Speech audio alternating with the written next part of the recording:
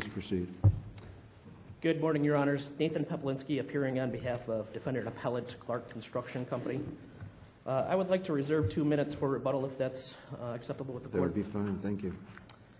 This court has granted a MOA on the third and fourth elements of the Common Work Area Doctrine. But I think the starting point for any determination under the Common Work Area Doctrine is what is the risk or danger that is at issue in the case, because that will tell the court what the general contractors were supposed to be guarding against. This court made clear in Latham v. Barton Mallow that it can't just be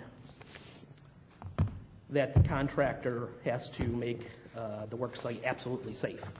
A general contractor, it's not the same as an insurer of the work site. What we're looking for is a readily observable danger that is a threat to multiple trades on the project. Certain risks are inherent to the construction industry, whether it be working at heights or, as in this case, working on scaffolding. It's just something that has to be used in the industry. Therefore, identifying the risk of the readily observable danger is the linchpin of what this court did. And I believe that this is where the Court of Appeals majority went off track. The trial court specifically recognized what the failure was in this case, and that was the failure to wear, Mr. Dancer to wear his individual fall protection while the planking on the scaffolding wasn't properly overlapped. And this goes back to plaintiff's own expert identified what this risk was in this case. He identified how this fall occurred. On page, I believe it's 24 of my brief, there's a picture drawn by the expert who specifically lays out what happened. He says, basically, the boards weren't pushed all the way across, so they were resting on the outrigger. The outriggers are the metal support rods, essentially, that holds up along the scaffolding the planking that everybody's walking on. So what occurred is the planking was pulled off of that outrigger because there was an obstruction on the wall that had to be basically moved around in order to move the hydromobile scaffolding upwards. When that was pushed back, it looked like it landed on the outrigger, but it didn't go far enough. It just landed on the start of the board on the opposite side. This essentially created a trap. Once a person walked on that, put weight on it, the boards folded and the person fell through. And if you would compare that to the photograph that the expert looked at during his deposition, which is on page 25 of my brief, he said the wording that he used, that this was perfect, that this was something that was laid out completely correctly. And what that had was the planking pushed all the way across. It's no longer resting on just the board. It's resting on both the board and the outrigger. So it's properly layered, essentially, so that there's something solid to land on. So the next question then is, once we've identified that risk, is how did that risk get that way? And I think that we don't have a real dispute on this issue. Again, the trial court recognized what this was. And Counsel, good morning. I have a question. What would the rule that you would want us to create be? I think that this court has already created the rule that there has to be a readily observable danger that presents a danger to multiple workmen. In this case, it just didn't. So you don't think there's anything jurisprudentially significant about this case? It's the Court of Appeals just got it wrong and we should fix it? I think it's jurisprudently significant because this Court of Appeals decision is a direct affront to Latham versus Barton Mallow. It's basically, they're saying the exact opposite of what this court has already ruled. So I think the jurisprudent significance is that this Court of Appeals is out there and apparently doesn't understand the law as it currently exists. And I think this goes back to... But isn't a work site, you know, we're talking about the height of a ladder and all the types of things that are going on. I mean, how would this work? I mean, under your argument, isn't the nature of a workplace that people are constantly mobile, they're going up and down ladders? I mean, if you have a ladder at 35 feet, and you have a ladder at 20 feet, and you have a ladder at 10 feet, how are we supposed to then kind of impart this rule kind of in a dynamic setting like a construction area? Well, I think that the dynamic area is the need for this, because there's going to be times when people are working in isolation, and I think Ormsby has said this, when a unique project is being worked on by a trade in isolation, that's not a common work area. So basically, if we were looking at this is a general contractor has a limited amount of time that they have to spend. They have to spend it on the areas that need their protection, and I believe the areas that need their protection are the areas with multiple trades. In this case may be different than other cases, but in this case, what you had is after 25 feet, no one else will be on the scaffolding at any time because of the walls that are going to be designed. Is the danger inherent in it being 25 feet or 40 feet? If I fall from 24 feet and the alleged danger is from the planking underneath, why does it matter if it's 24 feet or 26 feet? This is a kind of a distinction here. It's not the height that changes the risk. The height changes the isolation of the workers. So this goes to the fourth element. Are there going to be other trades working at that point? 25 feet is the highest where any person has said. Most of them said it was 20 feet. No other contractor is going to be working. So once you hit that point, the general contractor knows there's not going to be multiple trades up there. There's one trade that is responsible for this work at that height. They know as it's going up past that height, no one else is going to be on there besides this one trade. So I understand that, and we're trying to figure out whether it's a common work area, but the doctrine is designed to make sure that the general contractor is insuring against risks in a common work area. And I guess I don't understand why it's not a common work area if there is a common risk, a risk that would be common at 24 feet or 26 feet. Why you don't have to, just because you raise it 2 feet, the planking is the same at 24 feet and at 26 feet, right? So you raise it up 2 feet, and now you say, well, very few people go above, but I don't understand how the risk has changed. I don't understand how the scaffolding has changed. I don't understand. I think both have changed in this case, Your Honor. The risk has changed because the planking has changed. Wait, the planking, so explain that to me. The planking is different at 24 feet than at 26 feet? It's been moved in this case. So once the planking's moved, it creates a different risk.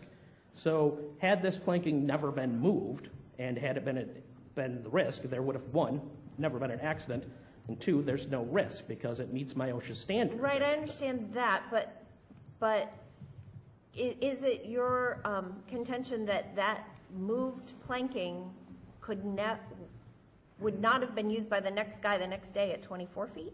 Well, it wouldn't because it fell down. One, it fell down. Well, right. So the next person's not going to face that same risk. Two, every morning it's inspected by a certified person certifying the scaffolding who would inspect it. At that time could have discovered it.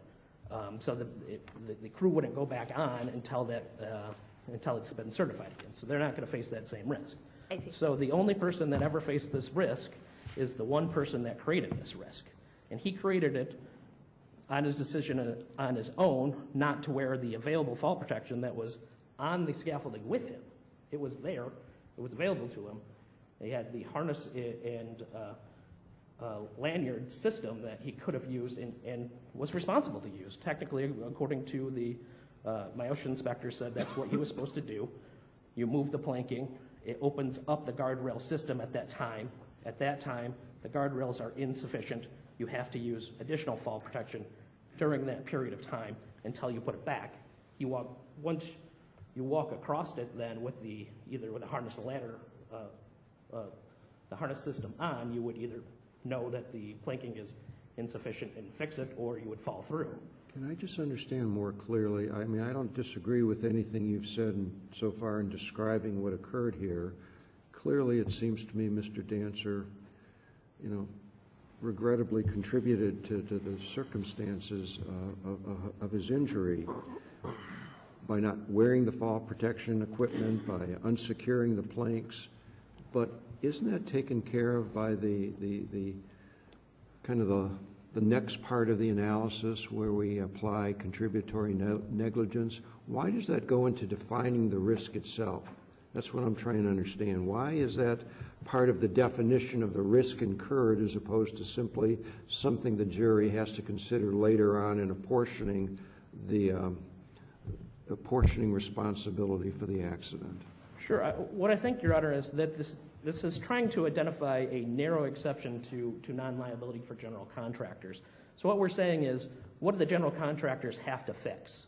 So what you're saying then is that the general contractor is always responsible to fix something even though it just happened and it opened it up itself. Basically, it would be an exception to swallow the rule because it's more than comparative negligence at that point. It's the point of who is facing this risk then. There's only the one person that created it that can face this risk.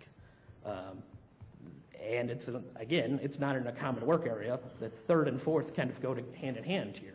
But doesn't the definition of the risk itself, the initial threshold definition of the risk, necessarily have to take into account that even though you might have the best fall protection equipment in the world, there is at least some slight chance that it won't be taken advantage of? That is part of the risk, isn't it?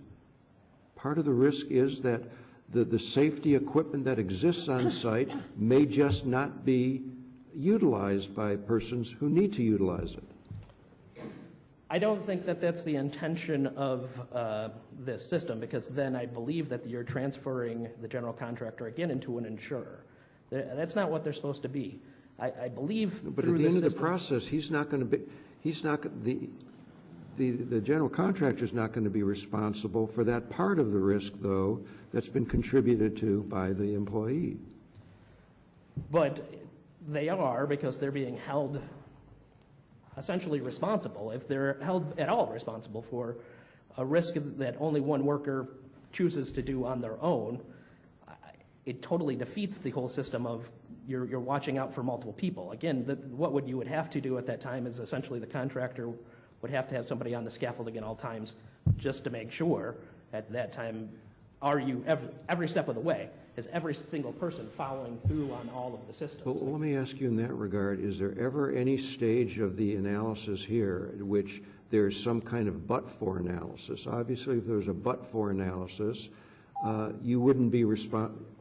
And if it could be said that the employee was, the triggering contributor to the accident, you might not be responsible for anything, even under a contributory analysis. Isn't that right? I think that is right. Does that come into play at all, a but-for kind of analysis? I think it is a but-for analysis when there's one person involved. When situations like this, and there's other cases that have been like this, where the individual person is working in isolation and creates the risk because they created that risk for themselves, but for that, there's no possibility that there's going to be a common work area, because there's not going to be multiple trades to face that risk because it just happened. Two, the general contractor, this is outside of the two that we're looking at, but the general contractor will never have time to actually see that risk because the person creates that risk and then is injured by it. So the general contractor doesn't have a time frame that they can see this. I mean, it's supposed to be a readily observable danger, which is basically equivalent to an open obvious danger. So how is unless that general contractor is, again, 24/7 sitting on that scaffolding or sitting where each individual worker is, they're never going to have a chance to fix these risks. I believe that really, if we go into looking at how the Court of Appeals did with maybe the system should have been tied down, maybe there should have been clips. Again, I think that this is contrary to the MIOSHA standards, which didn't require such tie downs for 16-foot planking. They just required lapping. But even if you forego that point, I don't think it would make a difference in this case, because even if he had to tie down these plankings that he moved, once he moved them, he would have had to walk across to the other side to tie them down. So he would have fallen anyways. Generally, Your Honors, I believe that this case presents a classic example of when a general contractor should be granted summary disposition. I don't believe that any of the elements were met in this case, and I believe that the Court of Appeals should be peremptorily reversed. Are there any other questions at this time? Thank you, counsel. Thank you.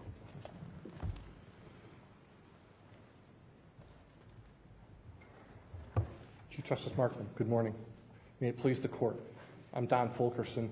I represent the plaintiffs' appellees, Ronnie Dancer and Annette Dancer. Mr. Dancer, due to his severe injuries, his travel is very difficult for him. But I'd like to introduce Annette Dancer, who's here today, Ronnie's wife and also a co-plaintiff. Pursuant to the court's MOA order, we're really here only to address two issues, and that is whether there's a material fact question or whether evidence raises a genuine issue of material facts satisfying elements 3 and 4 of the common work area doctrine. The common work area in this case is not a portion of the work site. It is a piece of equipment, and particularly a work platform on that piece of equipment. That is the common work area. And the common work area, according to Plummer, West, and Allen, remained the same throughout this project. Now, the scaffold would be moved, it would be raised and lowered, but as Justice Larson points out, there really isn't any meaningful, logical, material distinction between the risk of falling at 20 or 25 feet and the risk of falling at 26 or 30 feet. It is the same risk. The evidence overwhelmingly establishes that multiple employees of numerous subcontractors encountered the same risks in this case, and that is the risk of the planking that was not supported in the 8 to 10 foot gaps between the units with bridges, the hollow tube steel bridges on which the planking was supposed to rest, and devices to secure the planks so they wouldn't shift or rise up. And if applicable, although there is evidence that there's a direct material fact question that fall protection equipment harness was not required in this case at the time of the accident on the scaffold, but even if it is, as Chief Justice Markman, as you point out, there's ample evidence here that the defendants knew that of the fall protection rule, that mandatory MIOSHA and a contractual 6-foot rule. They knew that it was not enforced. They knew that workers on the scaffold were not using it. So element 3 is readily met. And again, in terms of element 3 in assessing the risk, the only way the defendant could possibly even come close to persuading the court that we don't have, at a minimum, a jury question here is if you just ignore the incident involving the electrician Eric Kashurin that occurred 2 weeks before Mr. Dancer's fall. Mr. Kashurin was walking over again one of these 8 to 10 foot gaps. The planking became unstable. It shifted and it rose up partially, and he almost fell. And he immediately, and this is all unrebutted, he immediately went to the site safety health officer, Corey Hansen, who I don't need to go into graphic detail about how unqualified and how neglectful he was in his duties, involving in part his focus on his drug business instead of performing his obligations. I'm a little bit taken aback by the argument that this is a case where the general contractor under Michigan law should have no liability. This is a case, quite frankly, of egregious negligence. And Mr. Kashurin went to Mr. Hansen and said, "We've got a problem with the planking. The planking is unstable. You have to do something to secure it." Hansen twice promised him, Mr. Kashurin, that he would, and twice broke his promise and did nothing. And so 2 weeks later, we have Mr. Dancer, a completely preventable accident. Everyone admits, even there, Glenn Johnson admits it, Jim Shabley, the Clark superintendent, said we were partially to blame for this. Maybe there's a jury question here involving comparative, but Mr. Dancer fell because the planking was unsupported, because it was unsecured. And that is the same reason why Mr. Kashurin almost fell 2 weeks earlier. Can I interrupt? Yeah, and I understand. I believe me. I do know the issues we granted on. So don't take my question to mean that we're taking you in a totally different direction. But you're here, so and the Chief Justice's last question interested me. And you just said that it might be the case that the plaintiff's conduct creates a question for the jury with respect to comparative negligence, and I think we all understand how that might work. But it does seem to me that you might say this case isn't that case, but is it possible that there could be a case where the plaintiff's own conduct, if there was no question of fact about it, made it such that you could not state a case in the first instance because it broke the chain of causation? Could a plaintiff's conduct be so clearly unrefuted and negligent in its own way? I'm not saying it was in this case Sure. at all. I'm just asking as a matter of I think it's doctrine. possible. Let me give you a hypothetical that might meet your question. Let's say for the moment it's undisputed, and there is a fact question here whether Mr. Dancer moved the planks. No, I understand. That's why I'm not trying to. Let's say it's undisputed that Mr. Dancer moved the planks and rose and raised the scaffold. And let's say, without even trying to reposition the planks, he forgot that they had been moved and walked and just fell through the hole. Mm-hmm. Now, I think that a trial judge might have a struggle finding a jury question on as to causation or comparative negligence in such a case. But here, we have Mr. Dancer testifying that I don't remember the accident. And I found it a little bit unseemly that in the supplemental brief, Clark goes into this discussion about how Mr. Dancer conceded he was at fault, both while he was lying, writhing on the ground, and later at the hospital, where you have testimony of witnesses who say he could not talk, he was in so much pain, and he can't remember the accident. So there's a fact question about that. But we also have the evidence of Glenn Johnson. And I just want to, again, point out to the court at both pages 11 and 12 and pages 79 and 80 of Mr. Johnson's deposition. I concede that earlier in Mr. Johnson's deposition, he says, Ronnie moved the plank saying he raised the scaffold. Then later, though, in his cross-examination, he's asked, and this is on page 79, so sitting here right now, are you saying you saw Ronnie raise the scaffold or not? Answer, quote, I don't know if he raised the scaffold at that point. And he goes on to say, it may have been raised earlier, I was busy, I wasn't really paying attention. And the other thing he points out is, he says, it appeared that everything was properly placed from where you were. Answer, I mean, yes. From a quick visual look, yes. And there were no openings? Correct.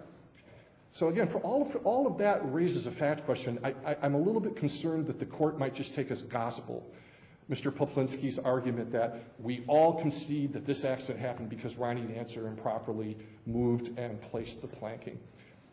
There's clearly a fact question as to that, but let's assume that there wasn't. A jury could still readily conclude that the risk of harm here related to the fact that if there had been bridges, if there had been requirement that the planking had been secured, this never would have happened. And no one doubts that. No one disputes that. So let's talk about common work area. What are we to make, though, of the fact that he did not indisputably wear fall protection equipment, but for which presumably he wouldn't have suffered the injury? Right, Your Honor, that is undisputed. I agree. The issue about fall protection there, first of all, there's testimony that's undisputed testimony, unrebutted testimony, that if you're up on the scaffold with the guardrails closed, you didn't have to wear fall protection. So that was the first thing. And so a juror can conclude that Ronnie believed that if he's walking on the platform with within the guardrails of the scaffold, he didn't have to wear a harness. That's the first response. The second response is, let's say he had to wear the fall protection, but didn't. The problem here is that, and again, Latham talks about this. I completely disagree that the Court of Appeals decision is contrary to Latham.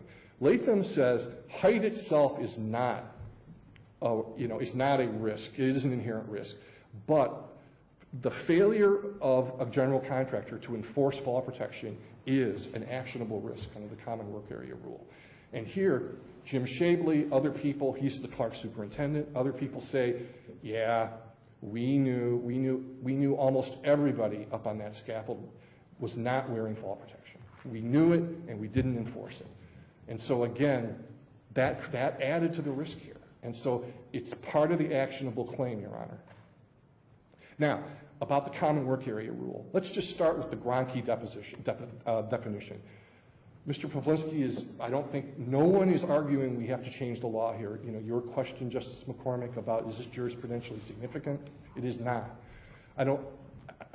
Better Built, in their application, spent about 20 pages making these tremendously draconian kind of policy arguments about how we have to eliminate this and we have to narrow this. And the Gronke definition is met. It's just will employees of more than one subcontractor work in this area? And I think that the defendant, Clark, is disregarding this court's instructions in Ormsby, and also the discussion in Hughes. Hughes says it's not necessary that other subcontractors be working at the same time, only that they'll eventually work in the area. And Ormsby, footnote 9, says the crucial factor in determining whether or not element 4 is met is whether employees of more than one subcontractor were subject to the same risk or hazard. So again, all of that is how this court has instructed us to frame and determine whether the common work area element is met. So here it is undisputed that multiple employees of more than one subcontractor used the scaffold before Ronnie Dancer got hurt and were going to use the scaffold after he got hurt. No one disputes that. And so it really does boil down to this. It does. And I think that this is where the trial court got hung up, that we had the accident occurring at 38 feet, and it is, the facts seem to be clear that for a short time before Ronnie Dancer fell, only Lytle and Hart employees were up on the scaffold for a few days or a week. And so the argument was, well, under Sprague, it's working in isolation. Well, I would agree that under Sprague and under Smith, which are all cited in our briefs, if work was winding down, if work was nearing completion, if no one else was going to be up on that platform after this accident, then we'd have a real problem with element 4. But we don't have that problem here. And again, so it just boils down to, is the court going to look at every time you move a scaffold? And if you read the Clark's supplemental brief, near the end of their brief, they make the argument, basically, a scaffold can never be a common work area. It can never be a common work area because it's raised and lowered. So their position to this court is, when it's at 15 feet, it's a common work area. Then it's raised to 18 feet. It's a completely different common work area. Then it's raised to 20 feet. It's a completely different common work area. I submit that's preposterous, because it's the same equipment that we have raised a very meritorious claim was defectively assembled with inadequate fall protection safeguards in the planking, without the supporting bridges, without the securing devices, without enforcement of fall protection if it applied. It's the same hazard, it's the same fall risk, Justice Larson, as you pointed out. So there is a fact question here that it's a common work area under Gronke, unless the court decides, no, we want to revisit Gronke. Gronke applies. Can I ask you again, in order to avoid either over or under generalizing the risk and defining the risk as precisely and properly as we can, do we have to take into consideration those things such as not wearing the fall protection equipment? In other words, in defining the risk, something along the lines of the relevant danger being working at a dangerous height on an unrigged scaffold without secured planks and without wearing fall protection equipment. Is that the risk? Do we have to incorporate the idea that the injured person or the risk that that injured person faced has to be defined in terms of him not wearing fall protection equipment?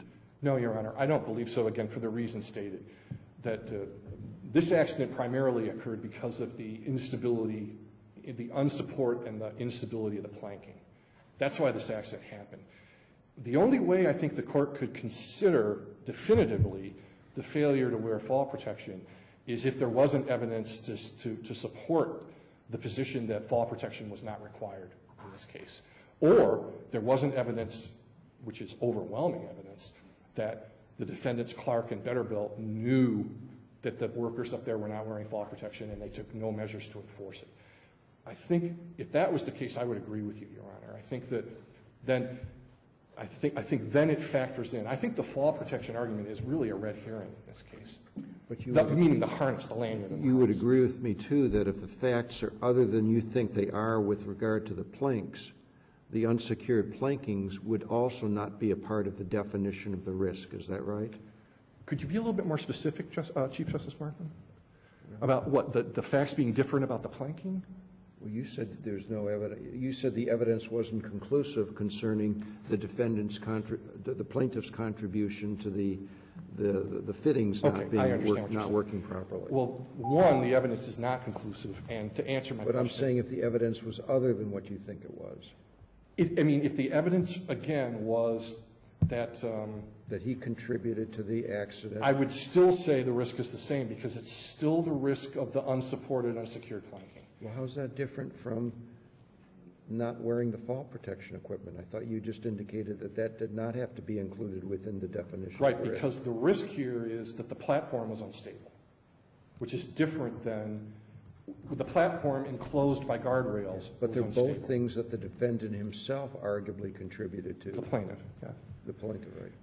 Well, they can make that argument in the trial court, but there's ample evidence to establish that that didn't alter a risk that had been encountered by others, including the electrician. Thank you very much to the court. It's always a pleasure to argue here.